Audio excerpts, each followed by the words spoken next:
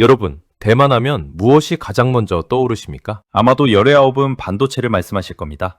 타이완 세미컨덕터 매뉴팩처링 컴퍼니, 즉 TSMC라는 거대한 기업이 전 세계 반도체 시장의 절반 이상을 장악하고 있으니까요. 2025년 대만은 그야말로 반도체 하나로 전 세계의 주인공이 됐습니다. 하지만 여러분, 오늘 제가 드릴 말씀은 조금 충격적이고 무겁습니다. 영원할 것 같던 이 반도체 왕국 대만이 지금 안쪽에서부터 서서히 무너져 내리고 있다는 징후가 곳곳에서 나타나고 있거든요. 더 무서운 건 이 모습이 지금 우리 대한민국의 미래와 너무나도 닮아 있다는 사실입니다. 오늘 이 영상은 단순한 경제 소식이 아닙니다. 우리 가족의 자산을 지키고 다가올 위기에서 살아남기 위한 생존 지침서입니다. 평생 일궈온 자산이 한순간에 물거품이 되지 않도록 끝까지 집중해서 들어주십시오. 당신의 평생 노력이 이 영상 하나에 달려있을지도 모릅니다. 자, 먼저 대만의 화려한 겉모습부터 들여다보겠습니다. 대만은 지난 20년 동안 기적 같은 성장을 이뤘습니다. 2022년에는 1인당 GDP가 일본을 추월했고 우리나라마저 앞질렀습니다. 거리에는 활기가 넘치고 TSMC 주가는 하늘 높은 줄 모르고 치솟았죠. 하지만 이 화려한 파티 뒤에는 아주 어두운 그림자가 드리워져 있습니다. 첫 번째 치명적인 약점은 바로 에너지와 물의 전쟁입니다. 반도체를 만드는데 가장 중요한 게 무엇인지 아십니까? 바로 엄청난 양의 전기와 깨끗한 물입니다. TSMC 공장 하나가 하루에 쓰는 물의 양만 해도 15만 톤이 넘습니다. 웬만한 대도시 주민 전체가 쓰는 양보다 많습니다. 그런데 대만은 지형적으로 비가 많이 와도 물을 저장하기가 힘든 구조입니다. 산이 높고 경사가 급해서 비가 오면 그대로 바다로 흘러가 버립니다. 2021년에는 50년 만에 최악의 가뭄이 닥쳤습니다. 그때 대만 정부가 어떤 선택을 했는지 아십니까? 농민들에게 공급할 물을 끊고 반도체 공장으로 돌렸습니다. 농구들이 피땀 흘려 키운 작물들이 타 죽어갈 때 반도체 공장은 돌아갔던 겁니다. 이게 과연 지속 가능한 성장일까요? 민심은 흉흉해지고 농업 기반은 송두리째 흔들리고 있습니다. 더 심각한 건 전기입니다. 반도체 미세 공정이 정밀해질수록 전력 소모는 기하급수적으로 늘어납니다. 현재 TSMC 혼자서 대만 전체 전력의 약 7%에서 8%를 쓰고 있습니다. 그런데 전문가들은 이 수치가 2030년이 되면 20%를 넘길 것으로 보고 있습니다. 공장 하나가 나라 전체 전기의 5분의 1을 쓰는 셈이죠. 대만 정부는 원자력 발전소를 폐쇄하겠다는 정책을 밀어붙였습니다. 결과는 어땠을까요? 2017년과 2021년에 대규모 정전 사태가 발생했습니다. 전 세계가 숨을 죽이고 대만 공장의 굴뚝을 바라봤습니다. 전기가 끊겨 반도체 생산이 중단되면 전 세계 자동차, 스마트폰, 컴퓨터 생산이 올스톱되기 때문입니다. 대만은 지금 반도체라는 황금알을 낳는 거위를 키우기 위해 나라 전체에 에너지를 쏟아붓고 있지만 정작 그 거위가 먹을 모이가 부족해 굶어 죽기 직전인 상황입니다. 에너지는 인체의 혈액과 같은데 그 피가 마르고 있는 거죠. 두 번째 이유는 인구 절벽과 심각한 인재 유출입니다. 대만의 합계 출산율은 0.8명대입니다. 우리나라와 세계 꼴찌를 다투고 있죠. 아이가 태어나지 않는다는 건 미래의 노동력이 사라진다는 뜻입니다. 그런데 더 큰 문제는 지금 당장 일할 똑똑한 청년들이 대만을 떠나고 있다는 겁니다. 대만에서 가장 공부 잘하는 학생들은 이제 TSMC에 가려고 하지 않습니다. 왜 그럴까요? 업무 강도는 살인적인데 월급은 턱없이 낮기 때문입니다. 대만 대졸 초임 월급이 얼마인지 아십니까? 우리 돈으로 약 150만 원에서 200만 원 수준입니다. 파이베이의 살인적인 집값과 물가를 생각하면 숨만 쉬어도 적자인 금액이죠. 40대 직장인 이 씨의 사례를 들어보겠습니다. 이 씨는 대만 최고의 명문대를 나와 반도체 설계회사에서 15년을 일했습니다. 하지만 그의 월급으로는 타이페이 외곽의 낡은 아파트 한 채 사기도 힘듭니다. 결국 그는 작년에 미국 실리콘밸리에 있는 기업으로 자리를 옮겼습니다. 연봉을 3배 이상 제한받았기 때문입니다. 기술은 사람이 만듭니다. 그런데 그 기술을 가진 사람들이 대만을 버리고 있습니다. 이건 단순한 이민이 아니라 국가 경쟁력의 근간이 송두리째 뽑혀나가는 사건입니다. 젊은 피가 빠져나간 자리는 거대한 노령화의 늪이 채우고 있습니다. 세 번째는 지정학적 리스크라는 거대한 시한폭탄입니다. 여러분도 메인 뉴스에서 보시죠. 중국이 대만을 침공할지도 모른다는 공포말입니다. 미국과 중국의 패권전쟁 한복판에 대만이 서 있습니다. 전문가들은 이를 실리콘 방패라고 부릅니다. 전 세계 반도체 공급망을 대만이 쥐고 있으니 미국이 대만을 지켜줄 수밖에 없다는 논리죠. 하지만 이건 아주 위험한 도박입니다. 만약 실제로 무력 충돌이 일어난다면 어떻게 될까요? 대만의 반도체 공장들은 단 하루 만에 잿더미가 될 수 있습니다. 실제로 애플이나 엔비디아 같은 글로벌 대기업들은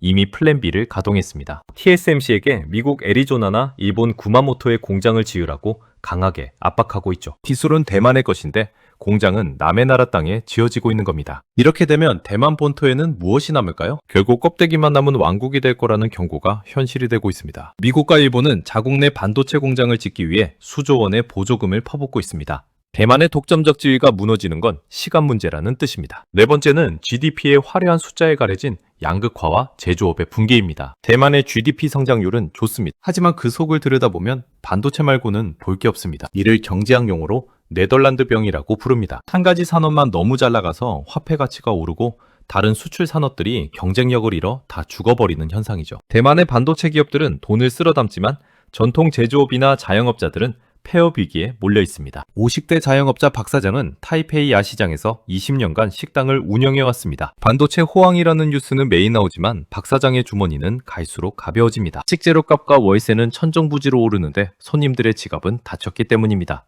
반도체 종사자들만 부자가 되고 나머지 90%의 국민들은 상대적 박탈감과 빈곤에 시달리는 것.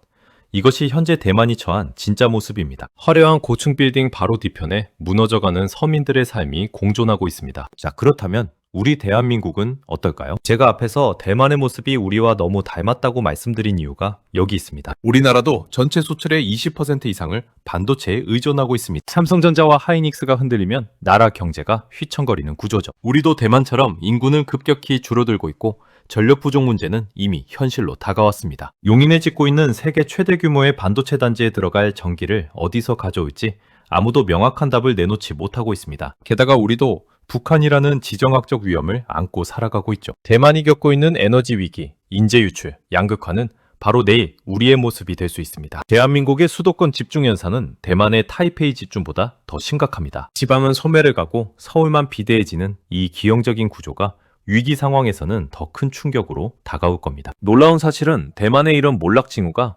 2020년대 초반부터 이미 예견되어 있었다는 겁니다. 하지만 대다수의 사람들은 설마 하며 무시했습니다. 우리나라도 마찬가지입니다. GDP가 몇 퍼센트 올랐다.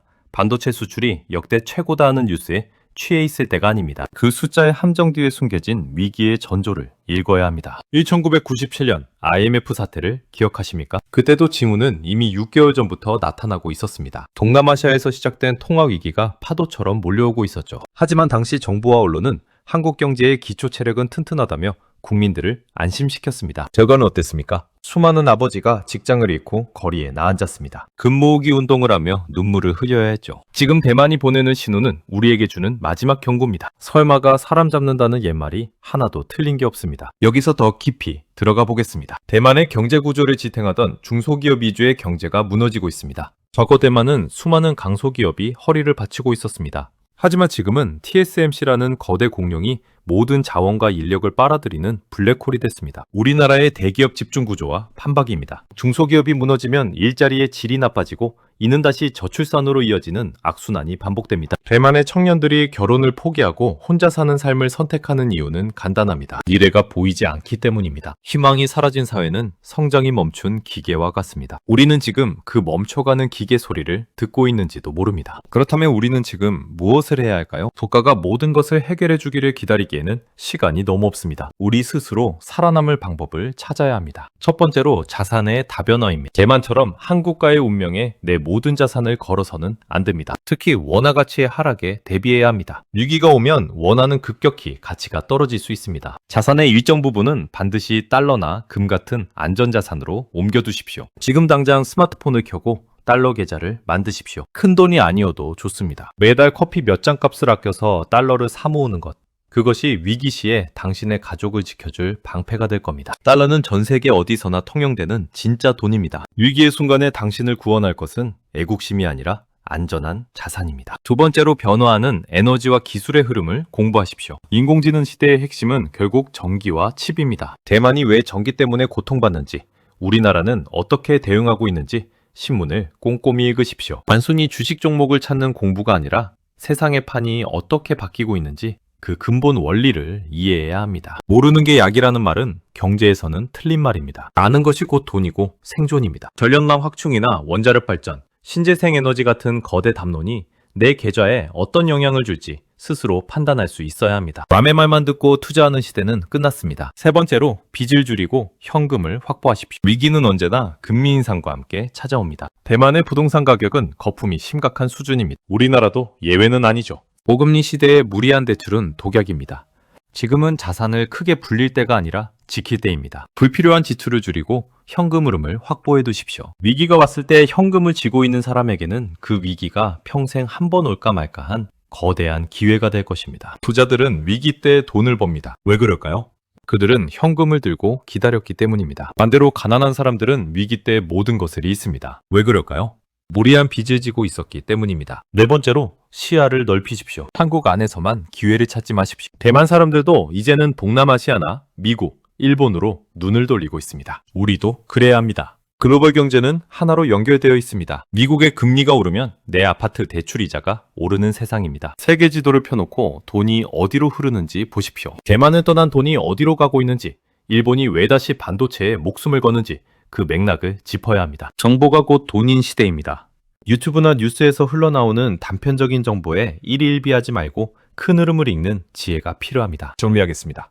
대만은 지금 반도체라는 화려한 감옥에 갇혀 있습니다. 겉은 번지르르 하지만 속은 썩어 들어가고 있죠. 에너지 부족, 인재 유출, 전쟁 공포, 그리고 극심한 양극화. 이 사중고가 대만을 무너뜨리고 있습니다. 그리고 이 모든 문제는 거울을 보듯 우리 대한민국을 비추고 있습니다. 남의 나라 이야기가 아닙니다. 바로 우리 지갑, 우리 자녀들의 미래가 걸린 문제입니다. 우리는 지금 역사적 전환점에 서 있습니다. 과거의 성공 방정식은 더 이상 작동하지 않습니다. 새로운 생존 전략이 필요한 시점입니다. 준비하는 자에게는 위기가 기회가 되고 준비하지 않는 자에게는 위기가 재앙이 됩니다. 1997년 IMF 당시 누군가는 전 재산을 잃고 길거리에 나앉았지만 누군가는 달러를 쥐고 있다가 헐값에 나온 우량 자산들을 사들여 평생의 부를 쌓았습니다. 역사는 반복됩니다. 다만 그 주인공이 바뀔 뿐입니다. 오늘 이 영상을 보신 여러분은 반드시 준비하는 자의 편에 서시길 바랍니다. 위기의 징후를 읽고 미리 대비하는 사람만이 폭풍 속에서도 평온을 유지할 수 있습니다. 마지막으로 당부드립니다. 세상에 공짜 점심은 없습니다.